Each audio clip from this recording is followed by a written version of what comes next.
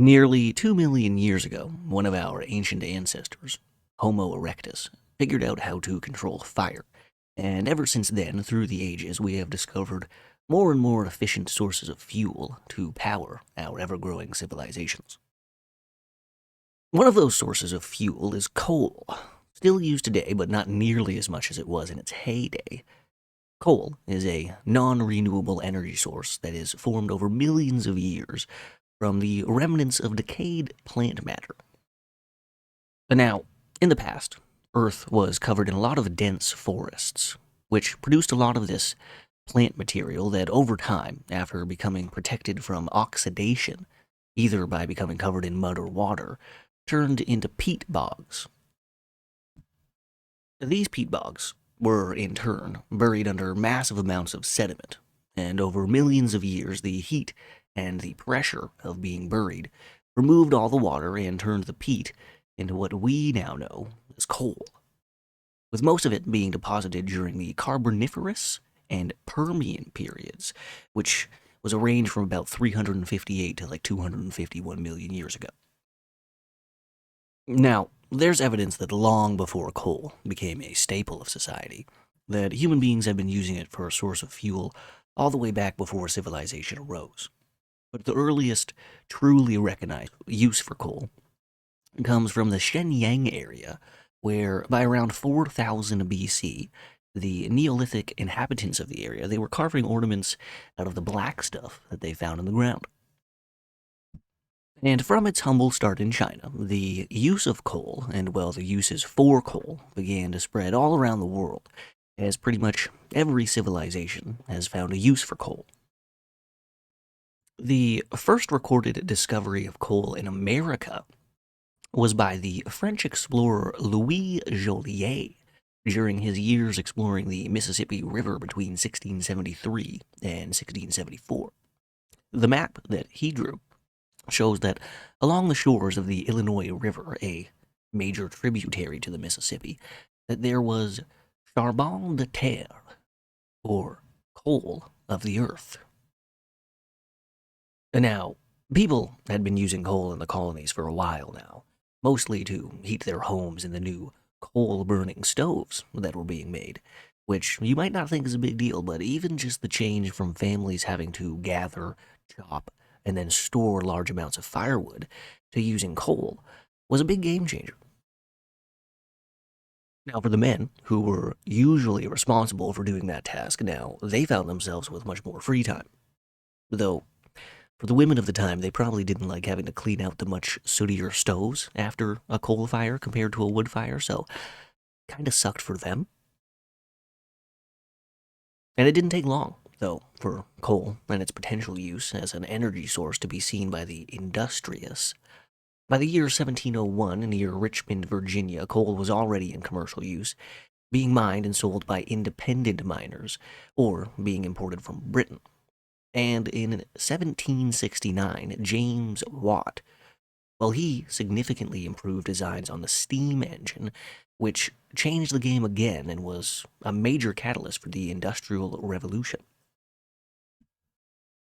And by the late 1900s, coal production in the United States, it had been almost tripling every single year, making it a very huge business and obviously very profitable. But with the growing need for coal, that of course meant the need for coal mines, and coal miners grew as well. So, as mining and railroad companies expanded their operations, they needed to also expand their labor force. And during these times, it wasn't like today where you can live in one city and work in another. The time it took to get places, it just didn't allow it. So the majority of workers, especially miners, would live very close to, if not on the property of the mine and the mine owners. These little towns, made up of the workers, they were called company towns.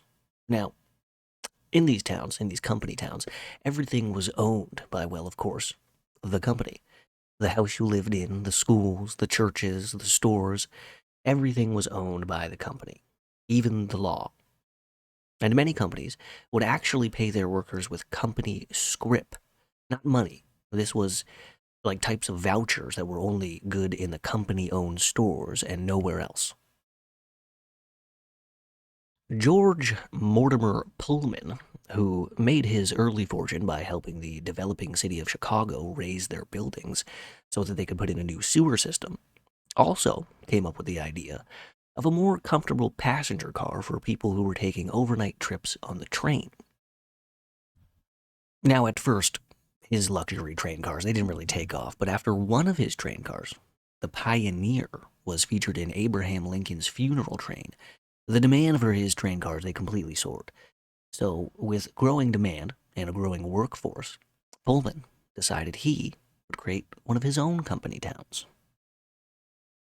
The Pullman Palace Car Company bought 4,000 acres of land between Lake Calumet and the Illinois Central Rail Line south of Chicago, with the company breaking ground on its new town in the year of 1880.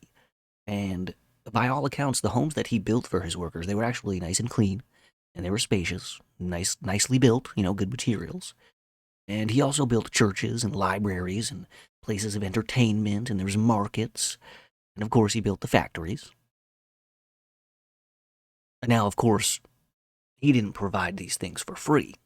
Pullman believed that if people didn't pay for things, then they wouldn't value them. So he did charge rent on his buildings that would ensure him that he would make at least a 6% return on his investment into the town.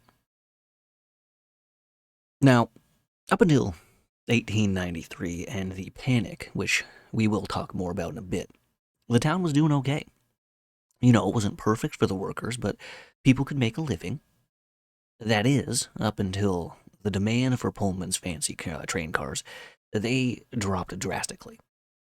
And old George, he responded to this by not only cutting back the hours of his workers, but also by lowering their wages, all while refusing to lower rent or decrease any of the prices on goods in the company stores. This led to the Pullman strike in 1984, where, after Pullman fired some protesting workers, the entire rest of his workforce went on strike.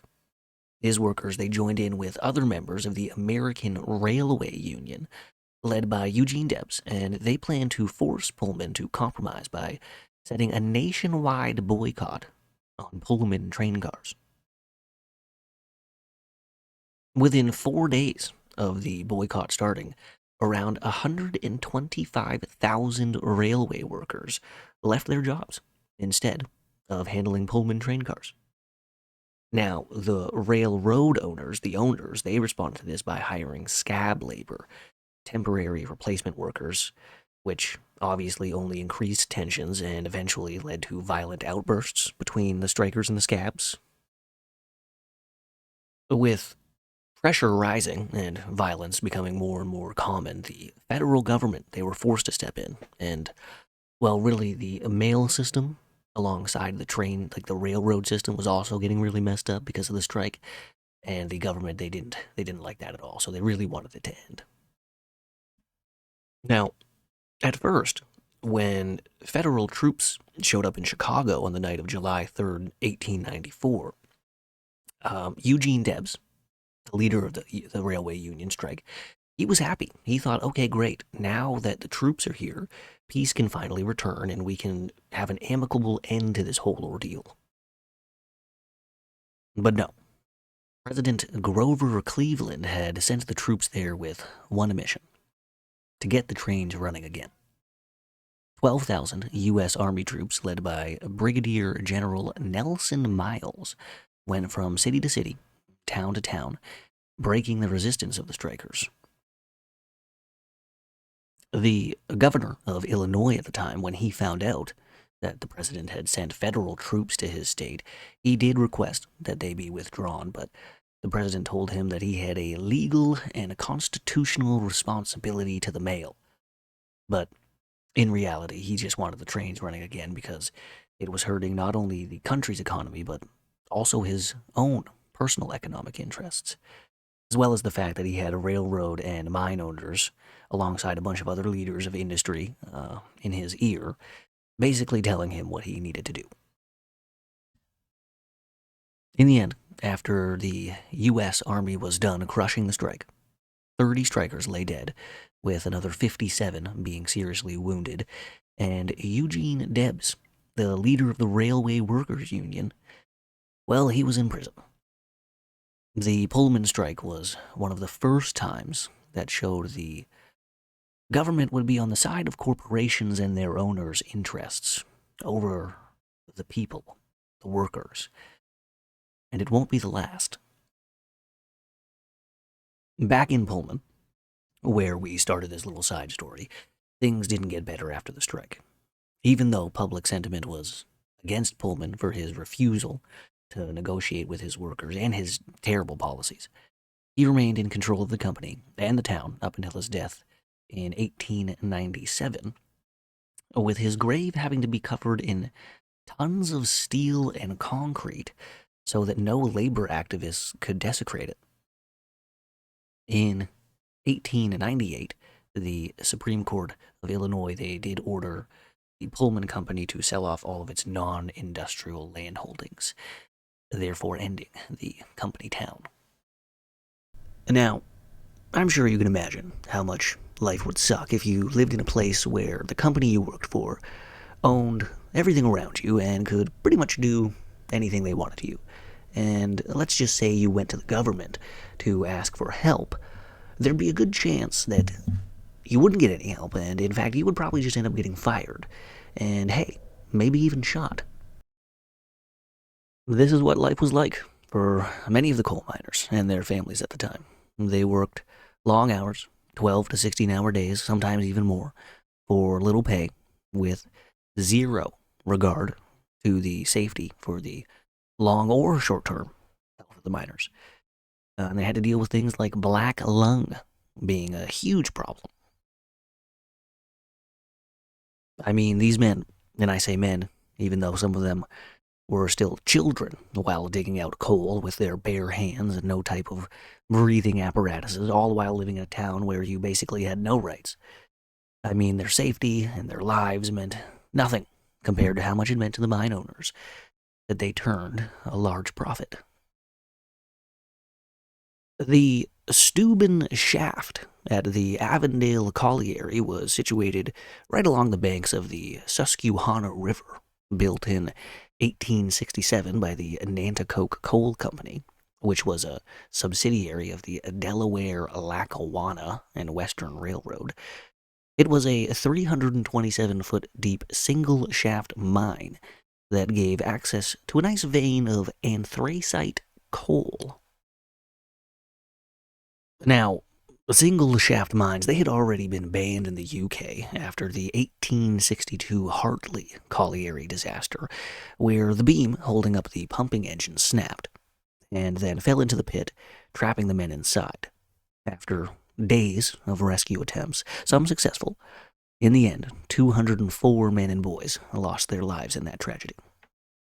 Knowing how dangerous single-shaft mines were, you'd think the company in charge of building the mine at Avondale would have taken some precautions, like building another exit. But no, this was the most economic way to build the mine, and why waste time digging a whole other tunnel for another exit when we could just get to the mining real quick, start making this money real quick? They ended up needing another one.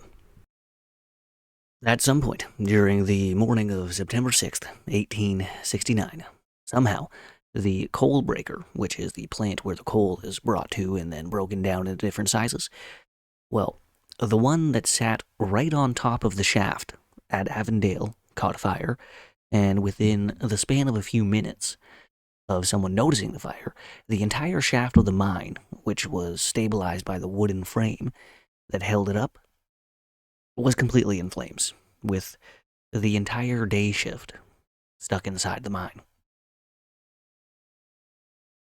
This is a quote from James M. Corrigan, who was the writer of a research paper on the incident. In almost an instant, an incredibly short space of time, everything combustible about the entire works was in flames. A line of fire extending from the Bloomsburg Railroad track below to the head house above, a distance of not less than 300 feet. When in full progress, the night was grand beyond description. Imagine a plane of fire running up at an angle of about 33 degrees toward the hill above, and after it has accomplished that distance, see it shoot up in one immense column into the air, while dense clouds of smoke envelop all surrounding objects, and the reader can have a faint idea of the spectacle. Now, as the fire grew and more people became aware of the disaster, a massive crowd began to gather around the burning building and the mine shaft, at one point reaching an estimated 10,000 bystanders. Sadly, a large portion of this crowd was actually the family and friends of the men and boys stuck inside the flames. So you had people crying and freaking out all over the place. Rescuers began to pump water into the well to try and help stop the flames, and by 5:30 in the evening, the fires they had died down enough on the breaker so that a pulley system could be set up. At first, to make sure the mine was safe for the men to go in, the rescuers sent a dog down into the mines. And thank goodness, the dog was fine when they pulled him back up.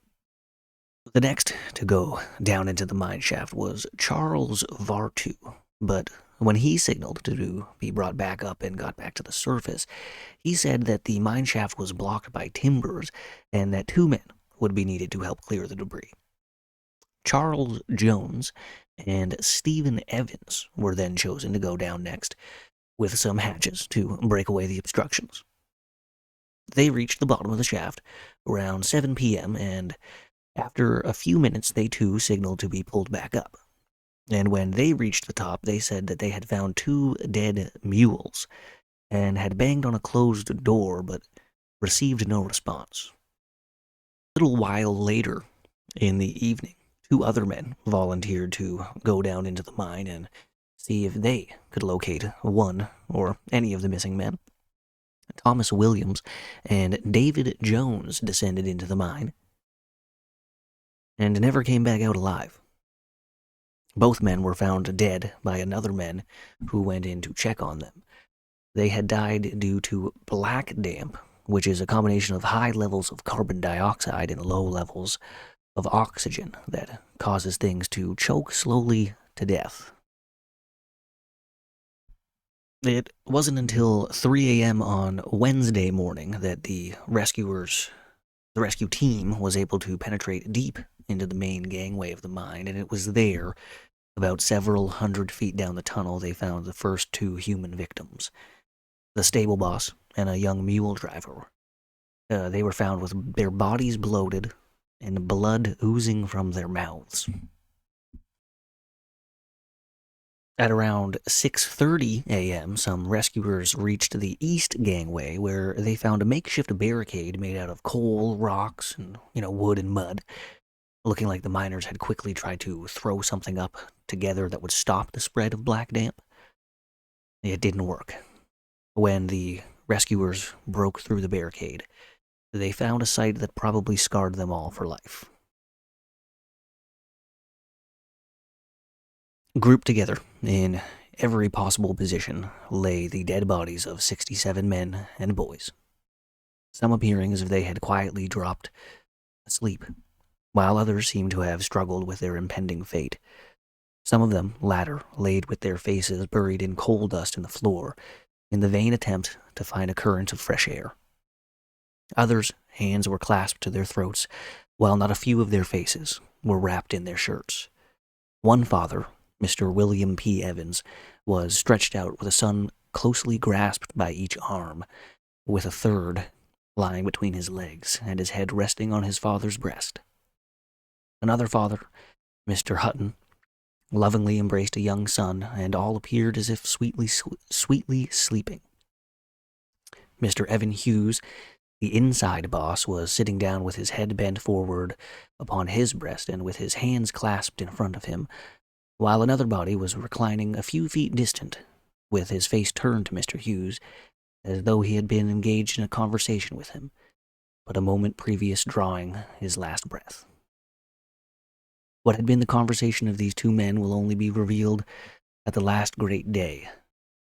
Had they been considering the chances of success, Or was each leaving with the other a parting message to dear ones at home to be delivered in case either survived? A passage from James Corrigary's report. In total, 108 people lost their lives in the Avondale mine disaster, with 72 women being left as widows and 158 children being left fatherless. This accident practically destroyed the small community of Avondale. Now, since this was an accident, nobody was blamed for any of the deaths, though some people, they do think that it was an act of arson that caused the fire, that started the fire, but no evidence of that ever really came to light. And that's not the point. That's not the point at all. The point is the mine was unsafe, and it was unsafe to begin with, and the mine operators knew that. Everybody knew that. In fact, the Working Men's Benevolent Association, it was founded in 1868. It was a union, mostly consisting of miners. Well, they had already petitioned the Pennsylvania state legislature for a new Mine Safety Act, which explicitly stipulated that all the new mines being built had to have multiple entrances and exits and better ventilation systems, for the miners.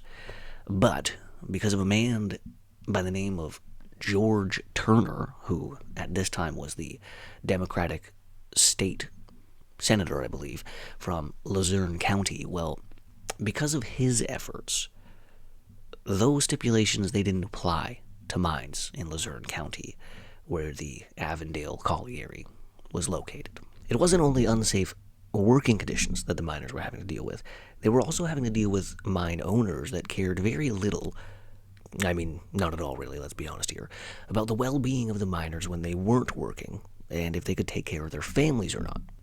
I mean, I think we're all used to owners and bosses that don't actually give a crap about their employees, but the miners and their families, they were dealing with guys that almost didn't even really see them as human. Henry C. Fick was a massive coke dealer. No, not that type of coke. The coke he dealt with was just the product you get when you heat up coal in the absence of air at like 600 degrees or something like that. It's just another type of fuel source. Henry originally made his wealth by being the grandson of the very wealthy Abraham Overholt, owner of the famous Overholt whiskey distillery, which is actually responsible for America's oldest continuously maintained brand of whiskey. It's Abraham's portrait you actually see on the bottles still today. Now, I'm just kidding a little bit about how he got his wealth. Really, at the age of 21, he and his two cousins, they acquired a single beehive oven in which they would turn coal into coke to be sold to the different steel manufacturers in the area. And by the time 1880 came around, thanks to large amounts of loans from his family's friend Andrew Mellon, who was a very wealthy American businessman from the Mellon family dynasty, Henry was able to buy out his cousins from what was the Frick Coal and Coke Company and gain full control of the business, renaming it to the H.C. Frick and Company. This company would eventually come to control 80% of all the coal output in Pennsylvania.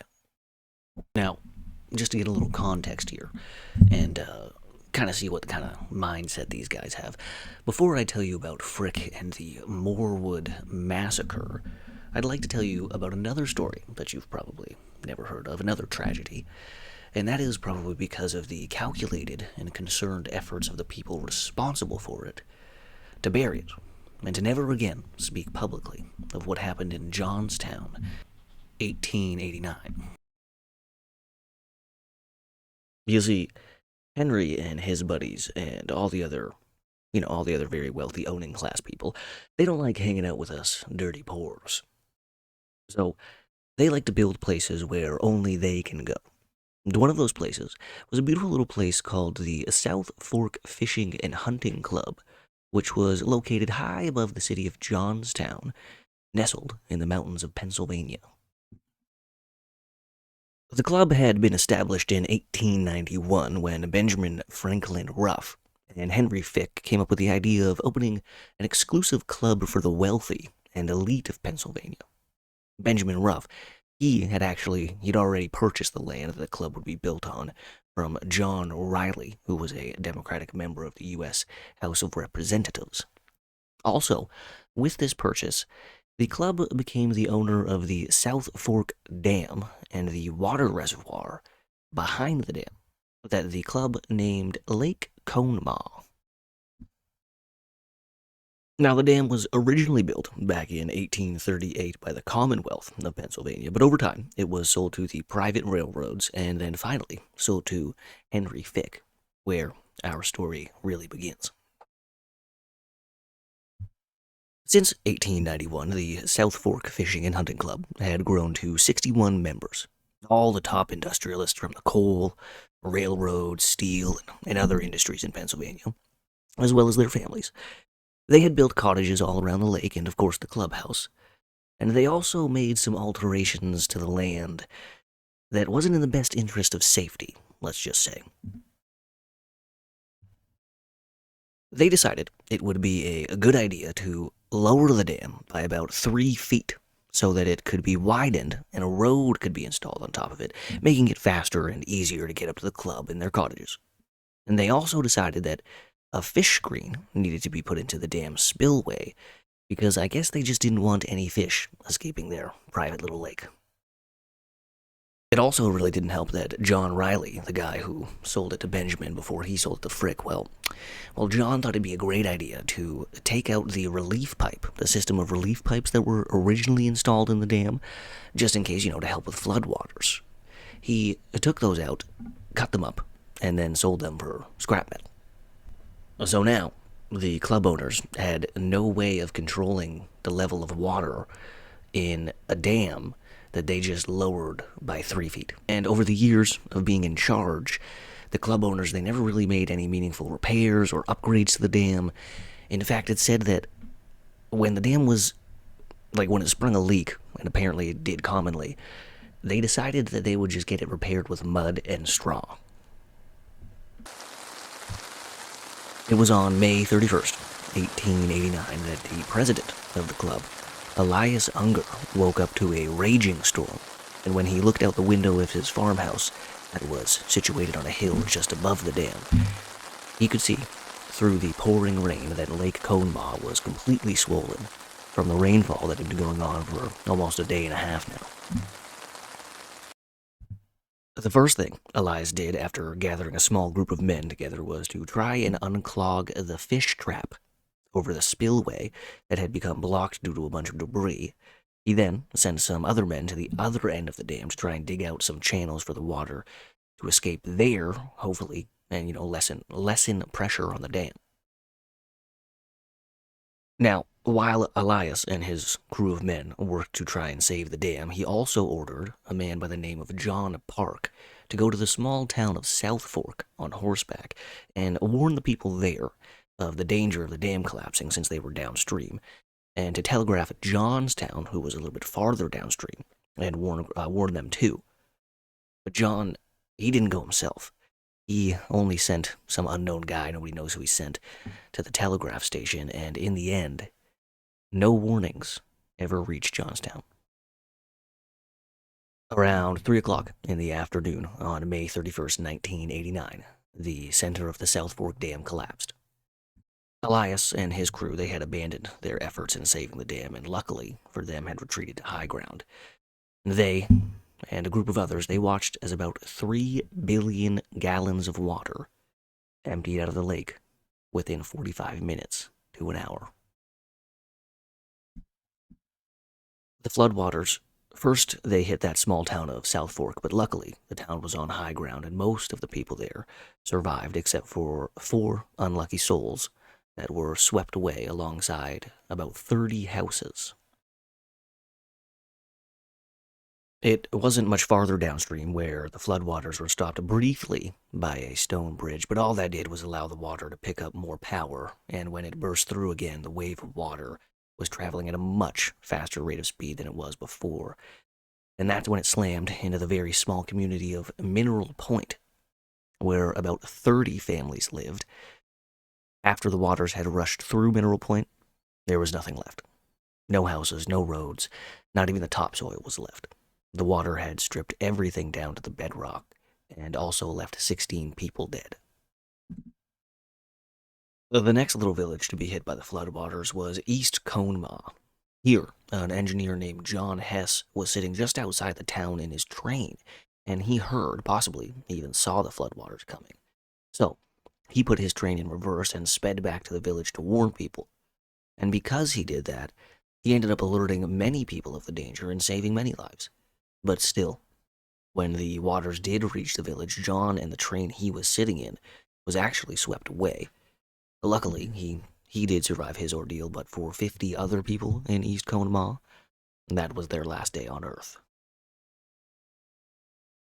And just to top it off, the floodwaters, which were already full of broken trees and huge rocks, broken debris from houses and barns, and the bodies of humans and animals, right before the waters hit Johnstown, they washed over the Cambria Iron Works in the town of Woodvale, picking up train cars and miles upon miles of barbed wire. Less than an hour after the dam had failed, the wave of water and debris hit Johnstown, traveling at about 40 miles an hour, and in some places is said to have reached up to 60 feet high. And because of the warnings not getting through, most of the people of town were caught completely off guard, with hundreds of people being immediately trapped and killed by the waters inside their homes and places of work, or being crushed by the debris inside the water. Many other people became entangled in all that nasty barbed wire and drowned. In the center of Johnstown was a stone bridge that stretched over the Conemaugh River. Here, the debris and the bodies began to pile up, and somehow the pile caught on fire. I mean, it doesn't even make any sense if there's a bunch of water everywhere, but somehow it did, meaning that for some of the people who were washed downstream but still alive, just trapped under all the debris, well, they burnt to death. It's believed up to about 80 people died at the bridge in the burning piles of debris, which took 3 days to finally go out after the floodwaters had receded. 2,208 people lost their lives in the South Fork Dam collapse, making it one of the largest loss of civilian lives in America's history.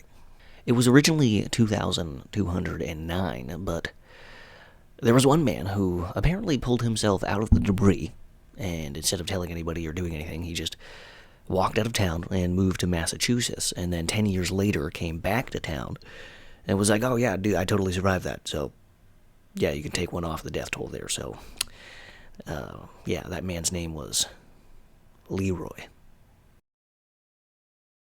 99 complete families were destroyed during this tragedy, meaning that whole family was just wiped out just like that, 99 of them.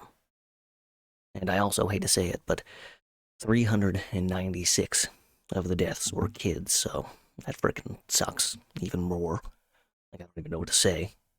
Just absolutely terrible.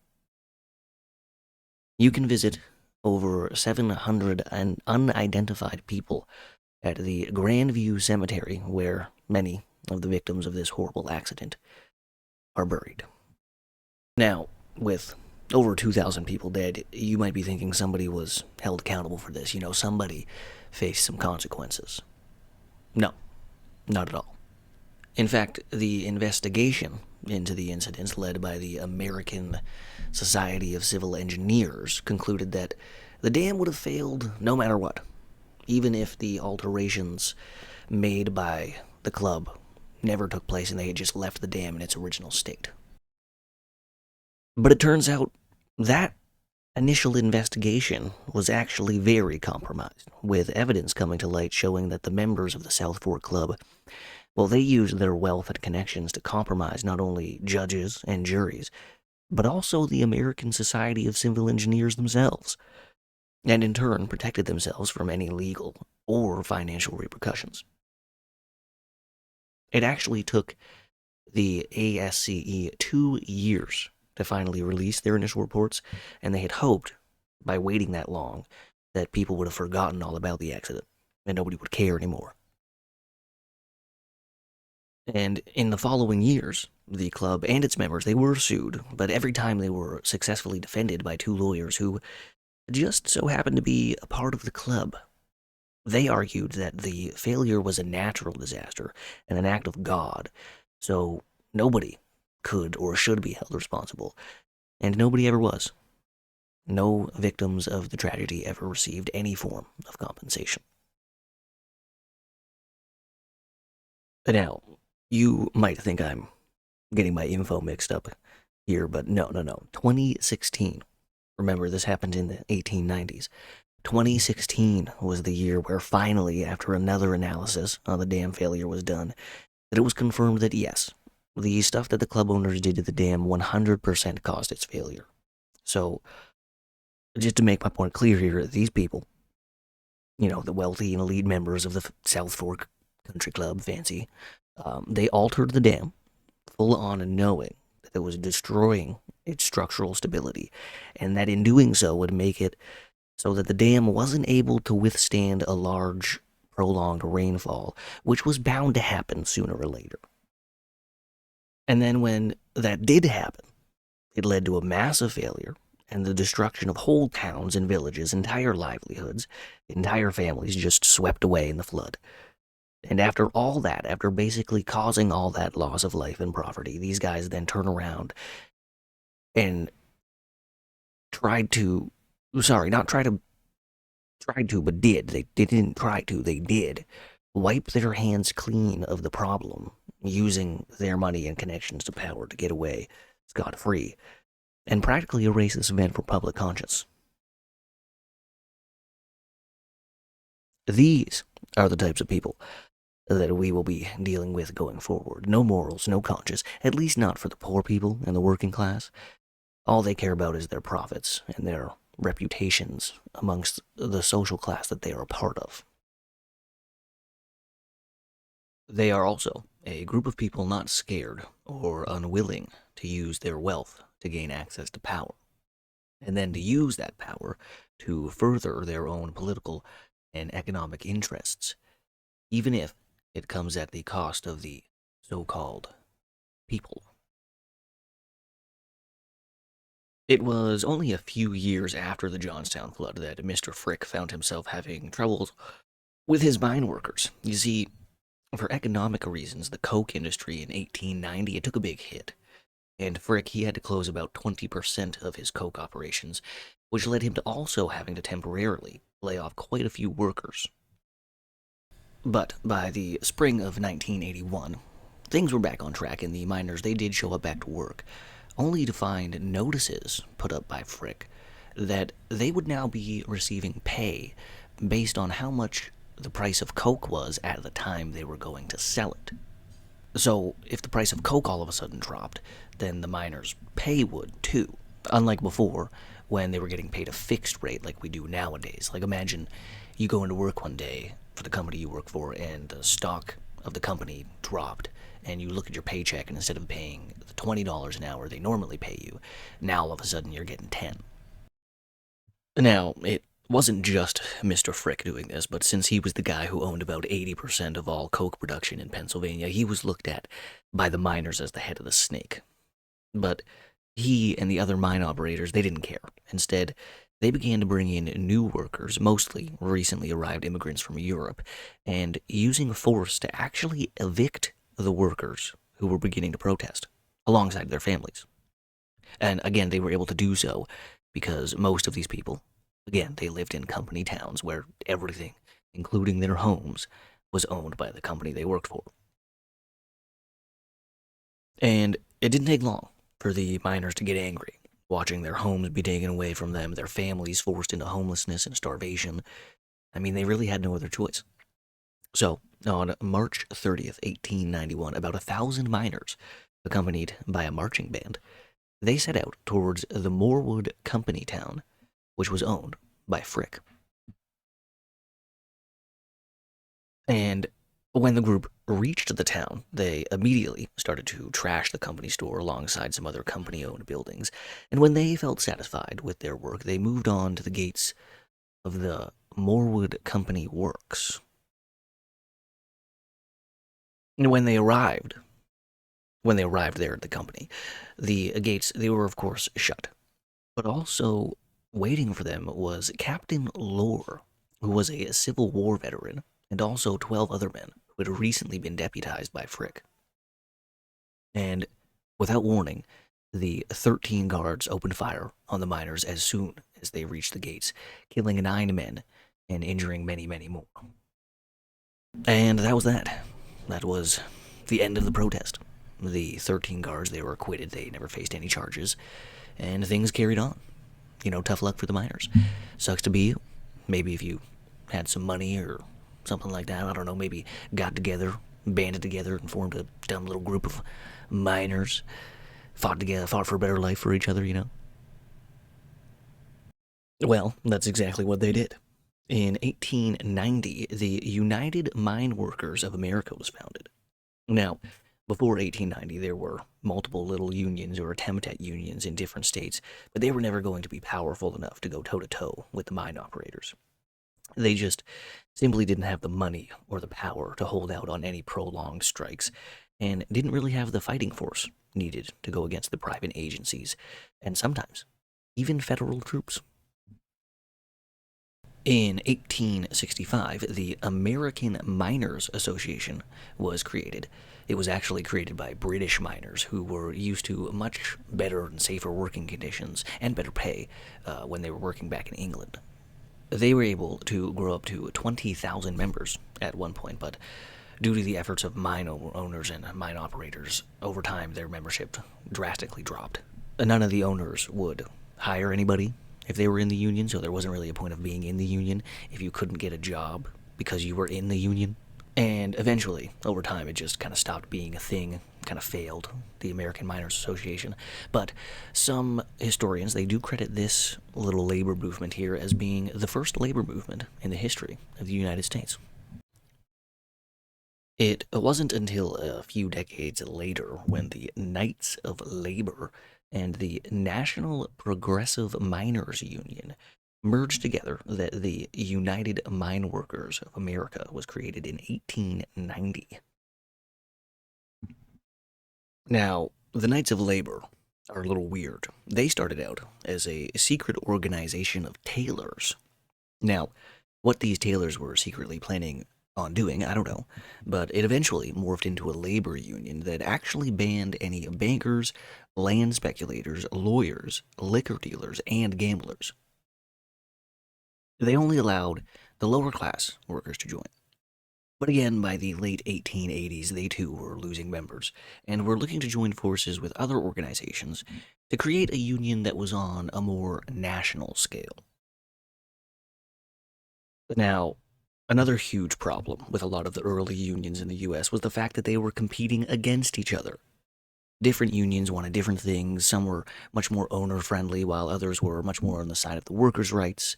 So early on, most of these strikes that happened, they ended up kind of just fizzling out because most unions, they didn't have enough members, and most unions failed because they never ended up following through with what they promised the miners. Now, it took years of meetings and negotiating, but finally, on January 25th, 1890, the two groups finally came together and drafted a constitution, which had 11 points, and they were: payment of a salary commensurate with the dangerous work conditions, payment to be made fairly in legal tender, not with company scrip, provide safe working conditions with operators to use the latest technologies in order to preserve the lives and the health of workers, provide better ventilation systems to decrease black lung disease and better drainage systems, enforce safety laws and make it illegal for mines to have inadequate roof supports or contaminated air and water in the mines, limit regular hours to an 8-hour workday, end child labor and strictly enforce the child labor law. Now, that's a really good one. Can't believe they're trying to get rid of child labor laws right now in the US. What the heck is going on there? Have accurate scales to weigh the coal products so workers could be paid fairly. Payment should be made, again, in legal tender. Establish unbiased public police forces in the mine areas that were not controlled by the operators. And the final one was the right to strike.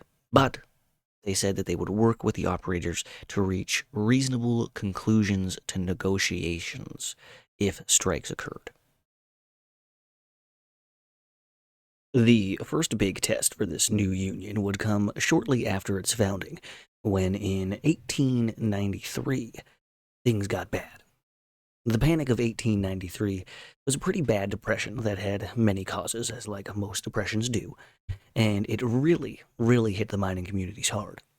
Even more pay cuts, more mine shutdowns, causing mass unemployment.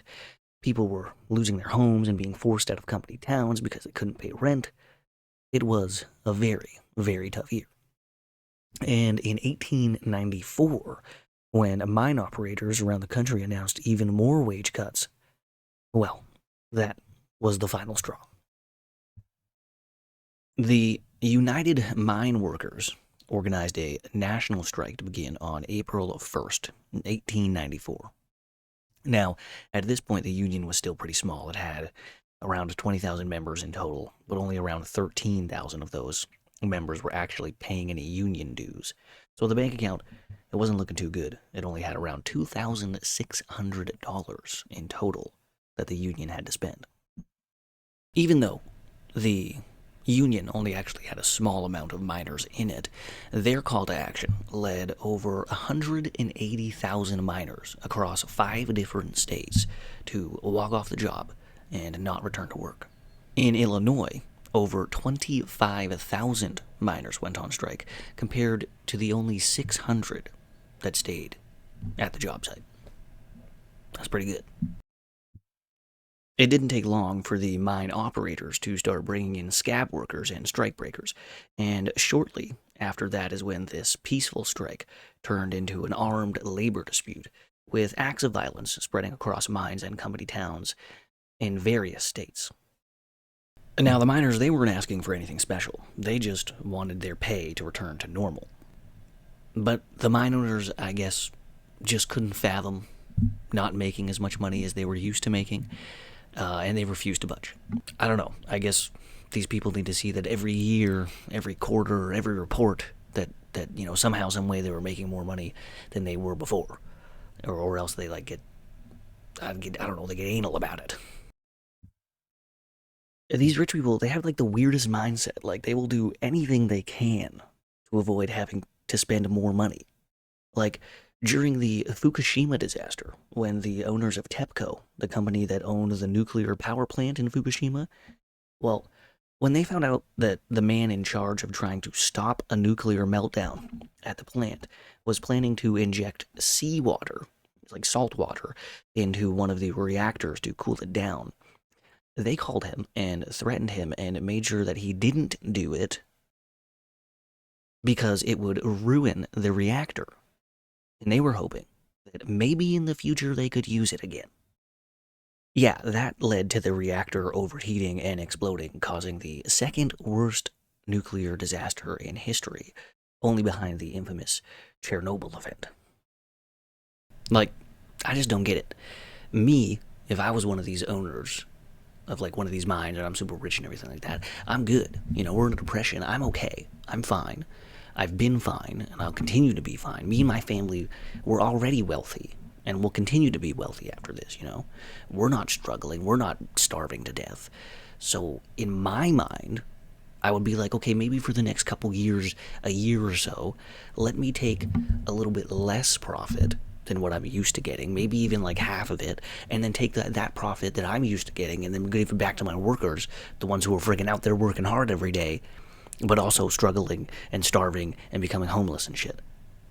Right? Help the workers out a little bit, pay them a decent wage so that we can all make it through this together, or not even together, but just make it through. Avoid this whole national strike thing that's going on, avoid all this fighting and people dying because they don't see any other alternative besides working to death in the mines. I feel like this whole turmoil could have been avoided. But no, Violence quickly spread. In Scottsdale, Pennsylvania, a group of women, they went to march on the coke ovens in town in hopes that they could convince the scab workers there to leave. But some guard decided to shoot a rifle at the crowd of women, and that's when the men who were striking jumped into action and caught the guard and severely beat him. While over in Virginia, another group of women, they caught a man who was importing slaves from down south for one of Henry Frick's operations, and they just beat him up too. They also tore out his beard. In Spring Valley, Illinois, the miners, about 200 of them, they had a full-on medieval-style battle with strikebreakers using wooden clubs and stones to fight them off the worksite. And then a little while later, 50 deputies showed up and they charged the miners, managing to snag one of the ringleaders, who they then threw in jail. But not long after that, the miners showed up again, this time outside the jail, rushed the building, smashed their way inside, and in the end, they actually managed to free their leader and escape. On May 23rd, in a place called Unionville, armed guards, they opened fire on a group of protesting miners, killing 5 people. In another town, DuQuoin, Illinois, 700 miners, they managed to capture a coal train, and then they took it to a town called Centralia, where they destroyed the mine that was there. And then in Grant, Indiana, another 1,000 men also stole a train and brought it to the mine at Pana to destroy that mine as well.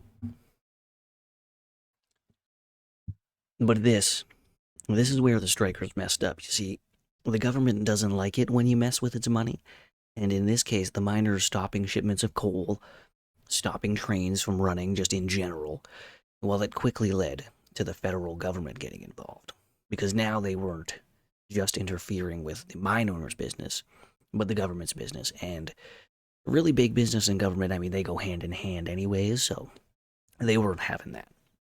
A new law was drafted making the blocking of trains illegal, and then federally funded militias began to protect mines, trains, factories, and also the workers who weren't on strike, like the new scab workers, were now being protected by federal troops. As for the miners, things, they weren't getting better either. As the depression only got worse and the strike lost steam, and more and more miners, were actually forced back to work, simply just due to the fact that they and their families were starving to death. They couldn't hold out any longer. As well as the fact that some mines were actually able to stay open during the strike at a time where the demand for coal wasn't that high. So those mines, they kind of evened out the production and need for coal. But for a little bit, the strikers, they really did have an effect on coal production in the U.S., with one shop owner saying that it won't be long until there isn't enough coal in the market to boil a kettle of tea.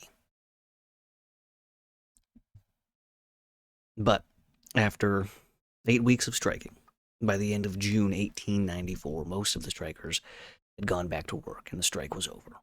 The United Mine Workers of America had failed in their goal of getting the mine operators to return the pay to normal, but also failed to establish themselves on the national level as a union that could actually get things done for its members.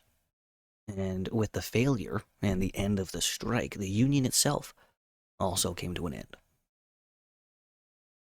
Well, not really, actually, but it almost did. It was practically non-existent for the next 25 years until a man named John Llewellyn Lewis became president of the union, and through his efforts, the union will one day become a majorly successful and huge union. So I lied to you just now. It's not the end of the union, and it's not the end of the struggle of the miners and the fight for a better life. And not even close to the end of the labor disputes that have taken place in America. So hopefully you enjoyed this one, and we'll see you back next time when we continue to look at a history of coal and labor unions. Thank you for your time. Have a good one.